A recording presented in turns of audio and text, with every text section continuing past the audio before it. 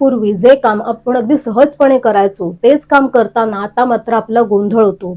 आपण खोलीमध्ये काहीतरी काम करायला जातो आणि तिथे गेल्यानंतर मात्र आपण इथे का आलो याचा विचार करत बसतो आणि यालाच ब्रेन फॉग असं देखील म्हटलं जातं. याचा संबंध हा तुमच्या इस्ट्रोजन हार्मोनशी असू शकतो. इस्ट्रोजन हार्मोन आणि मेंदू यांचा अगदी थेट संबंध आहे आणि त्यामुळे जेव्हा तुमच्या इस्ट्रोजनमध्ये इम्बॅलन्स निर्माण होतो त्यावेळेला जे मेंदूमधलं कॉग्निटिव्ह फंक्शन आहे म्हणजे आपले विचार करण्याची जी क्षमता असते थोडेसे बदल होतात. परिणाम स्वरूप तुमचा गोंधळ होतो, तुम्हाला पटकन काहीसं आठवेनासं होतं किंवा बऱ्याच वेळेला तुम्हाला काय करताय ते ब्लँक होतंय असं तुम्हाला देखील जाणवतं. अनेकदा आपण इतरांशी बोलत नाही, आपल्याला काहीतरी ताण आहे म्हणून आपल्याला असं होतंय.